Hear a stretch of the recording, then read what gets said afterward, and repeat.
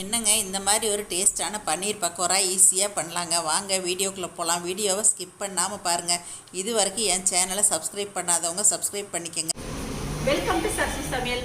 இன்றைக்கி பன்னீர் வச்சு தாங்க ஒரு ரெசிபி செய்ய போகிறோம். இது வந்து குட்டீஸ்க்கெல்லாம் ரொம்ப ரொம்ப பிடிக்கும். ஈவினிங் ஸ்நாக்ஸாக நம்ம செஞ்சு கொடுக்கலாம். பன்னீரை வந்து இந்த மாதிரி ரெடி பண்ணி எடுத்து வச்சுருக்கேங்க. இந்த மாதிரி வந்து கொஞ்சம் பீசஸ் வந்து பெருசு பெருசாக போட்டுக்கணும். நம்ம இந்த மாதிரி போட்டுட்டு இப்போ நம்ம பக்கோடா ரெடி பண்ணிடலாங்க. வாங்க கிச்சனுக்குள்ளே போகலாம். நம்ம பன்னீர் பக்கோடாவுக்கு பேட்டர் ரெடி பண்ணுறதுக்கு முன்னாடி அதுக்கு காம்போவாக ஒரு சட்னி ரெடி பண்ணிடலாங்க. இப்போ நான் இதில் வந்து கொத்தமல்லி இலை எடுத்திருக்கேன். ஒரு 10-15 நிலக்கடலை வறுத்தது தோல் எடுத்துருக்கேங்க. இஞ்சி ஒரு சின்ன பீஸ் குட்டியாக எடுத்துருக்கேங்க. ஒரே ஒரு பச்சை மிளகாய் எடுத்திருக்கேன். இப்போ இது எல்லாத்தையும் மிக்ஸி ஜாரில் நம்ம சேர்த்துக்கலாங்க.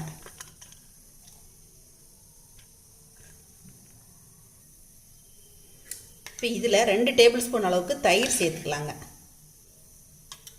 இப்போ இதுக்கு தேவையான உப்பு சேர்த்துக்கலாம். ஒரு 4-5 சொட்டு லெமன் ஜூஸ் விட்டுக்கலாங்க புளிப்புக்கு. கொஞ்சமாக விட்டால் போதுமானது. கொஞ்சமாக இருக்குல்ல சட்னி, அதனால் வந்து அதுக்கு தேவையான அளவு விட்டுக்குங்க. இப்போ இதை நம்ம கொஞ்சமாக தண்ணி விட்டு அரைச்சிக்கலாங்க. ஏன்னா தயிர் போட்டிருக்கோம், அதனால் அதிக தண்ணி தேவையில்லை. இதை அரைச்சிட்டு வந்துட்டு பக்கோடாவுக்கு ரெடி பண்ணிடலாங்க. இப்போ நம்ம பேட்டர் ரெடி பண்ணுறதுக்கு 1 கப் அளவுக்கு கடலை மாவு எடுத்துக்கிட்டேங்க. 1/2 கப் அளவுக்கு அரிசி மாவு வீட்டில் இருந்தது தான் எடுத்துருக்கேங்க. நீங்கள் கடையில் வாங்குகிற மாவும் சேர்த்துக்கலாம். சீரகம் கொஞ்சமாக சேர்த்துக்கலாங்க. கொத்தமல்லி இலை பொடியாக நறுக்குனது கொஞ்சம் சேர்த்துக்கலாம். மிளகாத்தூள் காரத்துக்கு தேவையான அளவு போட்டுக்கலாங்க. இப்போ நம்மளோட சட்னி ரெடி ஆயிடுச்சுங்க. பெருங்காயத்தூள் கொஞ்சமாக சேர்த்துக்கலாங்க. நீங்கள் இதில் பச்சை மிளகாய் வேணும்னாலும் போட்டுக்கலாம், அது உங்களோட ஆப்ஷன் தாங்க. இப்போ இதில் நம்ம கொஞ்சம் தண்ணி விட்டுக்கலாங்க.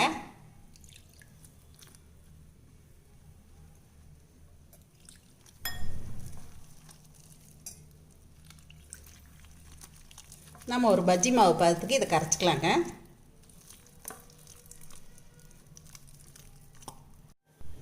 இப்போ பேட்டரை ரெடி பண்ணியாச்சுங்க.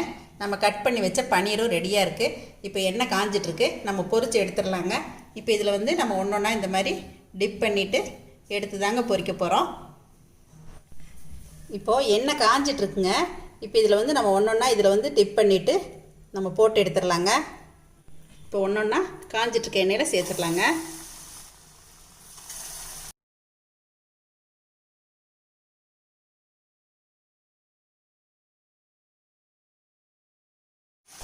இப்போ கொஞ்சம் மிதந்து வந்தோடனே நம்ம கொஞ்சம் பிரட்டி விட்டுறலாங்க. இப்போ அப்படியே செவந்ததெல்லாம் எடுத்துடலாங்க.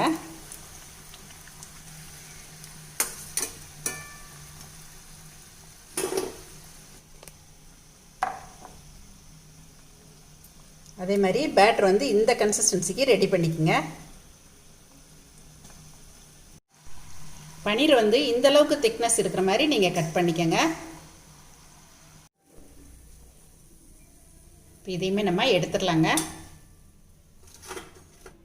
இப்போ நம்ம அடுத்த செட்டை போட்டு எடுத்துடலாங்க.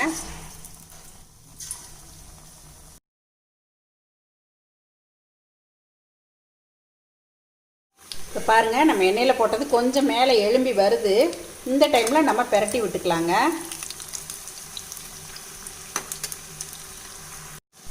இப்போ நம்ம பன்னீர் பக்கோடாக்கள் எல்லாமே ரெடி ஆயிடுச்சுங்க.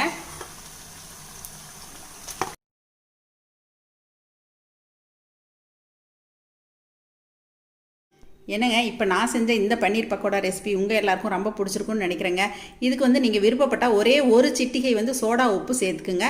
நான் இன்றைக்கி சேர்க்கலைங்க. கண்டிப்பாக நீங்களும் இது மாதிரி எல்லாம் ட்ரை பண்ணி பாருங்கள். இந்த மாதிரி ஒரு பன்னீர் பக்கோடா செஞ்சு ஈவினிங் டைமில் உங்கள் வீட்டு குட்டீஸ்க்கு இந்த மாதிரி ஒரு சட்னி இல்லைன்னா சாஸு வச்சு கொடுத்தீங்கன்னா ரொம்பவே விரும்பி சாப்பிடுவாங்க. இதை பார்த்துட்டு உங்களோட ஃபீட்பேக் சொல்லுங்கள், ஷேர் பண்ணுங்கள், சப்ஸ்கிரைப் பண்ணுங்கள். மறக்காமல் பக்கத்தில் இருக்க பெல் பட்டனை கிளிக் பண்ணிக்கங்க. தேங்க்யூ. சரசு சமையல் பாருங்கள், சமையல் நல்லா பண்ணுங்கள்.